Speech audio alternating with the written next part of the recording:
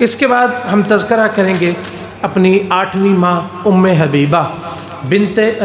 حبیبہ رملہ بنت ابی سفیان رضی اللہ تعالی عنہما۔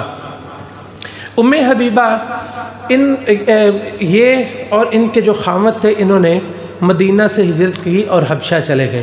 نبی علیہ الصلوۃ والسلام مدینہ تشریف لے گئے تو حبشہ میں ان کے خاوند کی وفات ہو گئی، اور جس وقت وفات ہو گئی تو نبی علیہ الصلوۃ والسلام وہ خواتین خاص طور پر اس کے پہ نا ہم انشاءاللہ الگ سے تذکرہ کریں کہ نبی علیہ الصلوۃ والسلام نے جو اتنے نکاح کیے تھے ان میں سے ہر نکاح کی ایک خاص وجہ ہوتی تھی۔ نبی کریم صلی اللہ علیہ وسلم کو ان لوگوں کا بڑا احساس ہوتا تھا جو اپنے عزیز رشتہ داروں کو اللہ کے لیے چھوڑ دیتے تھے۔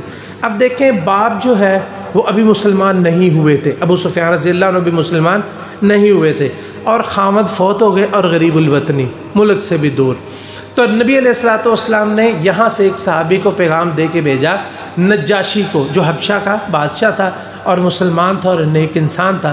آپ نے پیغام دے کے بھیجا کہ آپ نا ام سلمہ کا نکاح میرے ساتھ کر دیں، آپ ولی بن جائیں، کیونکہ نبی علیہ السلام نے فرمایا کہ جس کا کوئی ولی نہ ہو پھر سلطان یعنی بادشاہ اس کا ولی ہوتا ہے، تو آپ اس کا نکاح کر کے میرے ساتھ بھیج دیں۔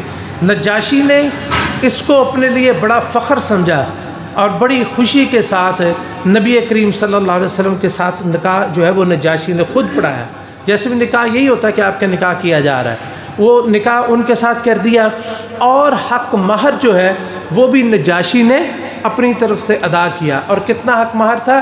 400 دینار۔ 400 دینار 1 کلو 700 گرام سونا بنتا ہے، جس کی مالیت آج کے اعتبار سے 2 کروڑ 28 لاکھ روپے بنتی ہے۔ سب سے زیادہ حق مہر جو ہے یہ ام حبیبہ رضی اللہ تعالی عنہا رملہ بنت ابی سفیان رضی اللہ تعالی عنہما ان کا تھا۔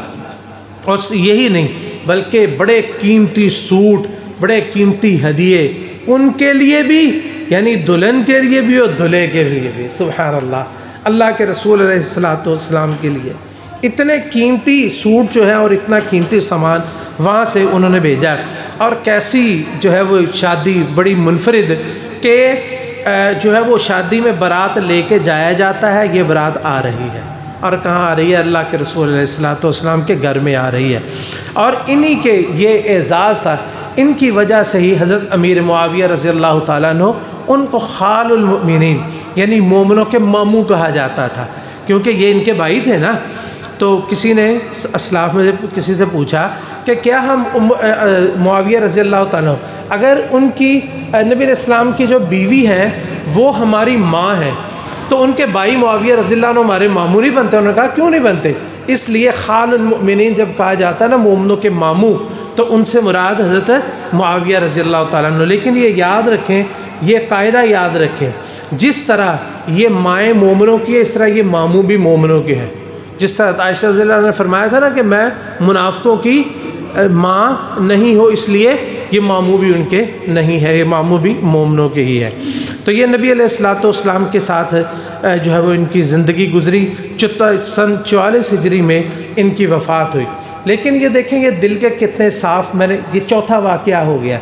وفات سے پہلے انہوں نے حضرت عائشہ رضی اللہ تعالیٰ عنہ کو بلایا اور بلا کے انہیں کہتی ہیں کہ دیکھیں کہ ہمارا جو معاملہ تھا، ہم سوکنے تھے ایک دوسرے کی، کبھی کمی کوتاہی زیادتی ہو جاتی ہے، اگر آپ نے میرے بارے میں کچھ کہا ہو یا مجھے کوئی تکلیف دی ہو تو میں اللہ کے لیے آپ کو معاف کرتی ہوں، تو آپ بھی اللہ کے لیے مجھے معاف کر دیجئے۔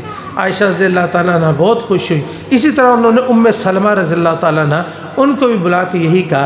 حضرت عائشہ رضی اللہ عنہ فرماتی ہیں کہ تم نے بہت بڑا بوجھ ہمارے دل سے ہٹا دیا ہے کہ ہمیں یہ اندیشہ ہوتا تھا کہ کہیں ہم سے کسی کے ساتھ زیادتی نہ ہو گئی ہو، آپ ہمیں معاف کریں، اللہ تعالیٰ آپ کو معاف کرے۔ تو یہ جو ہے وہ ان کے ساتھ اس طرح یہ دنیا سے گئی کہ اپنے سارے معاملات جو ہیں وہ اللہ کے حکم سے اس طرح درست کر لیے۔